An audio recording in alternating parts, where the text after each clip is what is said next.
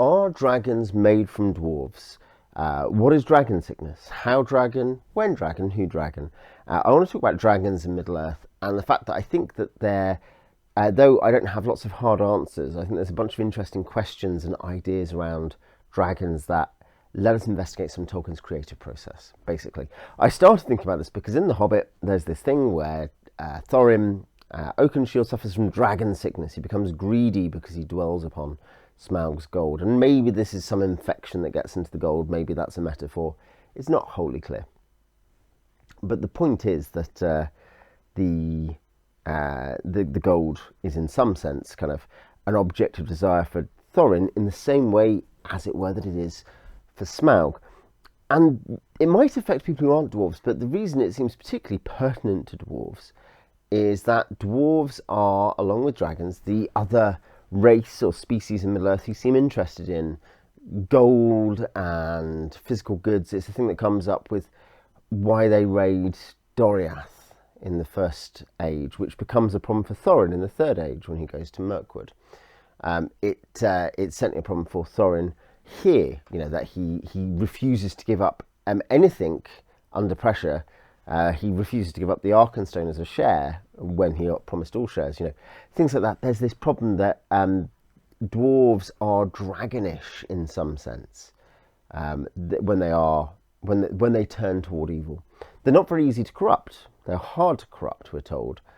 They are resistant. I think basically the point is you can't really convince them to do evil. You can't offer them power. They don't seem very interested in political power in the way that humans might be. They don't care about popularity. You get the idea. What they care about, though, is craft and making stuff and having beautiful stuff, and particularly gold. And this is the lever that Sauron, giving them the 7 rings, which either innately to the ring or because of the dwarf using the ring, help dwarves become wealthier and make beautiful things. And so basically, there is this parallel between dwarves and dragons that doesn't exist elsewhere. To give a silly example perhaps, but Balrogs, yes, dwarves can disturb Balrogs and Balrogs can chase dwarves away, but the Balrogs aren't like, man, now I get to kind of keep as much of the mithril reserve of the world as possible so I don't crash the commodities market. Like, the Balrog doesn't care about the mithril in that way. The Balrog cares in some sense about being in control maybe of stuff, or not being bothered by its ancient enemies, whatever. But it's not. Maybe it has some connection to the earth. It's a fire demon, But the point is, it doesn't care about the actual accumulation of gold. Dragons do. Now, dragons are interesting. Dragons, we know lots of stuff sort of about dragons in terms of who they are, what they do. There's Glaurung, the father of dragons, the doom of Turin, and Turin was his doom. There's Scatha. There's Smaug, of course. There are the generic group of winged dragons who are the patch in the First Age, the update on the dragon. And this connects in Tolkien's head, of course, to the great European, particularly, it's a fairly universal myth, but the European myth particularly of the dragon, which has live instances into the high medieval. It's something which is current to people well into new written memory after the Dark Ages. So the point is that, like, the dragon is a very powerful image, and this is its origin in the invented mythology Tolkien is offering. And it has these features, and we know it can breathe smog or fire. It can hypnotize people. It's a hunter. It hoards stuff. It wants gold. It sleeps a lot. Things like that. That we know about dragons in that sense. But there are big questions about what dragons are existentially. I'm really mean metaphysically, but just what they are. And it does make me think about Tolkien's Catholicism. This is a tangent and not one we can really dwell on, a bit too in depth for our purposes. But Tolkien knew plenty of Roman Catholic philosophical theology, he mentions stuff. He will have known and read some of these texts. I don't know his exact expertise. I've only touched on that stuff a little bit. But I'm sure he would have known probably the phrase summing up a key scholastic Thomist belief that the soul is the form of the body, that there is a way in which there is this kind of unique, the soul is the the spiritualized mathematical pattern of the body that in some way it makes us human in a way that simply constructing a robot isn't human, couldn't be human. And this basically the idea that Tolkien has about souls and how they're created is very important to things about what there's stuff like, can orcs have wives and children and feel sad about going to war? Probably not, because orcs have such a natural proclivity towards total rampant evil, because they're not ensouled in the way that humans and elves and dwarves are. Humans, elves, dwarves do evil, but orcs are so, in a sense, so spiritually corrupt. They are not wholly functional, basically, spiritually, in a way that means they do not have meaningful choice about big moral decisions, even if they have choice about what they have for dinner. Man meat's back on the menu. The point is that orcs, this is why orcs, Tolkien is like, look, there can be nothing made not by Ariel Luvatar in terms of, all good things come out of the music of the Aina as designed by Ariel Luvatar, and the enemy can only corrupt those things to its purposes. There's some odd kind of mysteries in that, like Ungoliant and spiders, but they do fit into it eventually in some sense. I think we can be confident. But the point is that, so for instance, dwarves are basically a good species in the sense they are one of the free peoples and they tend to choose good. And even though Aule makes them, he's like, I love humans and elves, they seem great, I'll make my own copy. And then it doesn't really work, and God finds out and it's like, Aule, Archangel Smith, I didn't give you permission to do this, but I understand it's not malicious. So look, you're not going to get them awake right now, but you can have them in the future, and I'll even give them souls. There is some way in which, and this is not to be taken too seriously in terms of the philosophical theology stuff, but you can see, because it's not a one-to-one match, but you can see there's this sense in which animal stuff, just enacting another animal, is not the same thing as having one of these species. One of these intelligent species like giant eagles and ents. I've talked before about whether stone giants are something like that, or as I probably tend towards, they're some sort of elemental. Elementals seem to be another thing. We have nymphs, basically. We have Goldberry and the River Woman. So yeah, you've got this general sort of thing where intelligent species have to come from somewhere, and it creates mysteries like the giants, as I've talked about before. Tolkien himself tried to work out, he never fully concluded, but he certainly flirted heavily with the idea that orcs were corrupted elves, but not corrupted elves. Here's an important thing. I do not think we have reason to think that orcs breed, procreate, have families, or anything like that. And they're like, in that sense, they're just sort of like a subspecies of elf. I think we're talking about something perverted by dark science, and this is how Saruman, because this is a major theme for Tolkien, of course, and this is how Saruman creates the Uruk-hai, is via genetic engineering. Magical genetic engineering, perhaps, techno-magic, but the point is that it is science, inverted commas, perverted and dark science, nonetheless.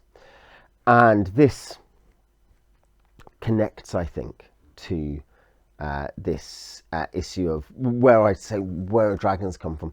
So dragons, here's a few theories. Dragons could be just a whole cloth creation. Don't think so, for the reasons we've explained. They could be some sort of corruption and perversion of a lizard, a fire-breathing lizard. The problem here is that dragons are intelligent, reasoning creatures. They talk to people, they even seem to negotiate. There is a natural perversity and desire to destroy and to hoard. Glaurung and Smaug both show that. And the dragon sickness, to the degree it's real, which I take it is, does the same. It seems that there is this something corrupt about dragons. One interesting theory is that dragons are the offspring of Maiar. They're half, so rather than being angels, we know Balrogs are. It doesn't seem like dragons are, basically. That's not, they're created, we're told.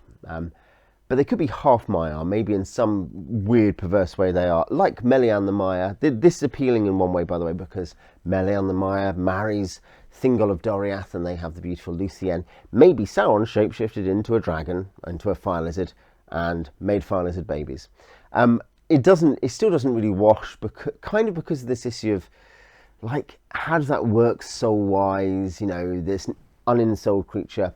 And so the idea, this is why I think Tolkien liked the idea of elves being the genetic engineering basis, you know, of these intelligent, reasoning creatures who are nonetheless spiritually deficient, i.e. orcs.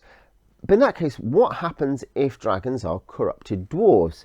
Rather than smelting things and building things, they melt things and hoard things, and that's all they do.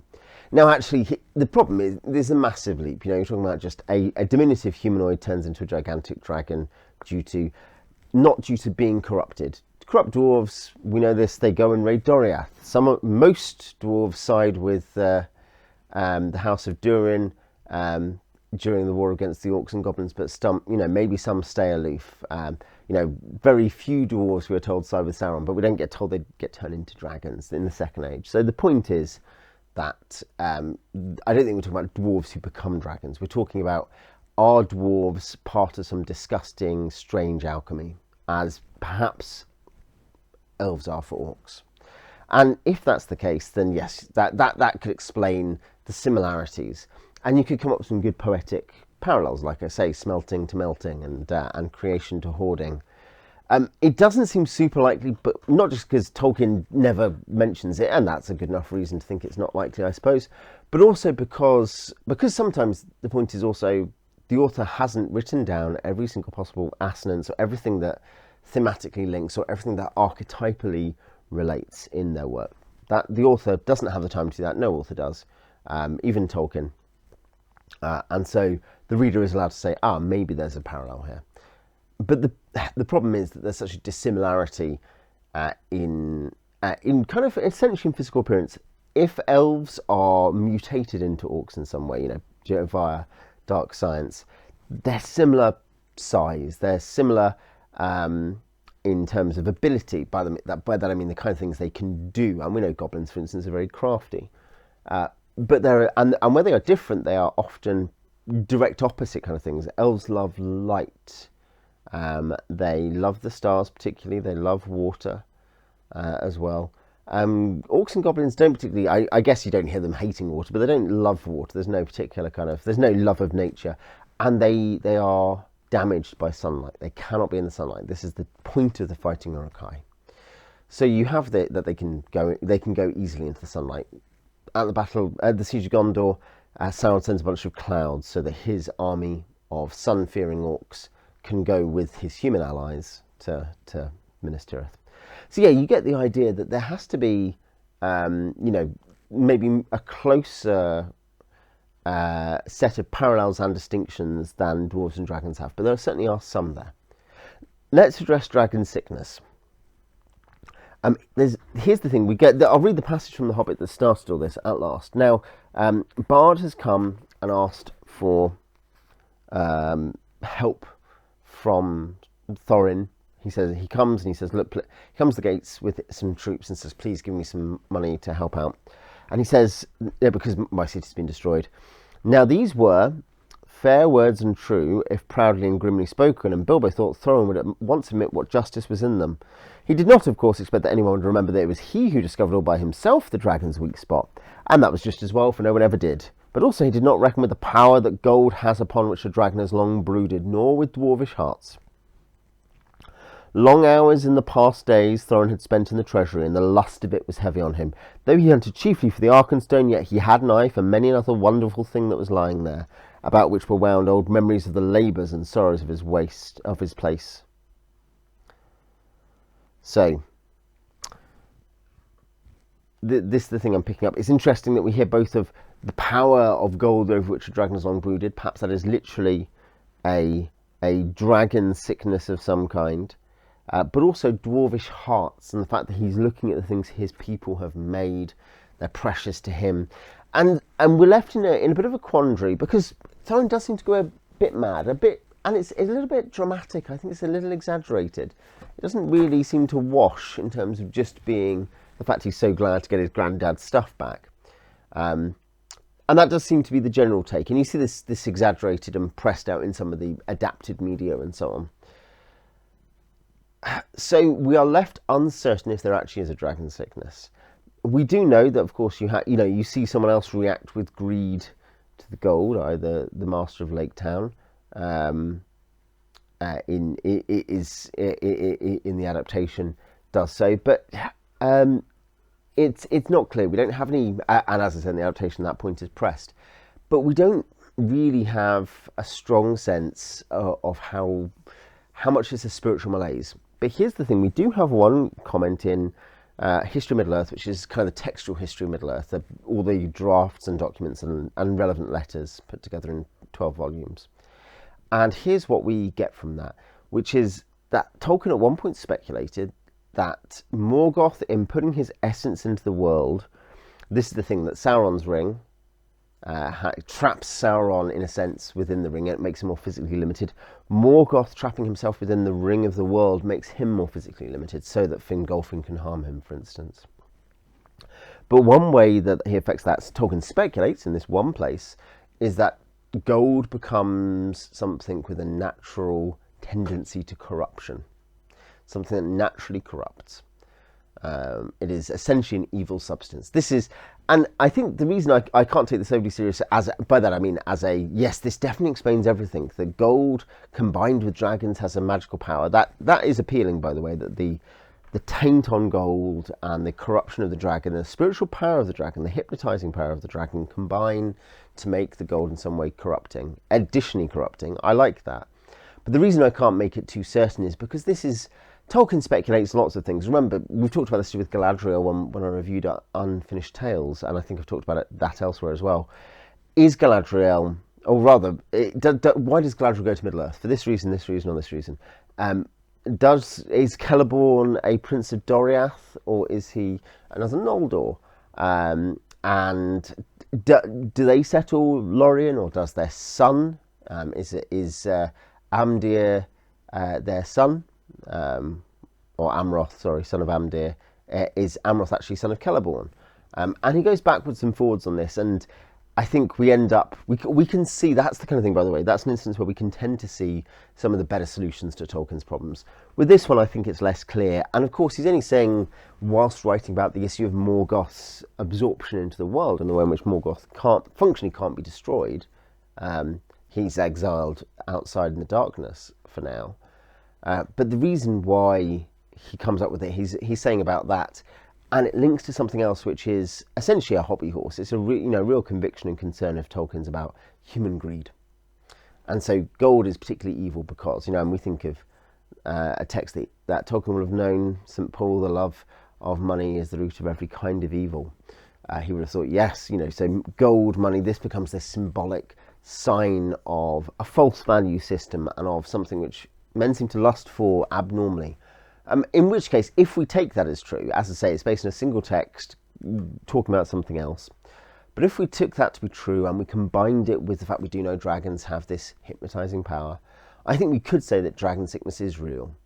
But with Thorin, his behaviour is so extreme because it combines with something in dwarves as well. So even if dragons are not made from dwarves, I don't really think they are, though I think there's something nice and neat about that idea, as well as some messy things. I think what we can say is that dragons and dwarves are held up to us as parallels, and that some of their tendencies are similar. And it's a reason that they are so strongly paired. In the dwarvish book of, call it his great trilogy, the dwarvish book, The Hobbit, has dragons and dwarves paired. Anyway, you tell me what you think in the comments, and I will see you next time.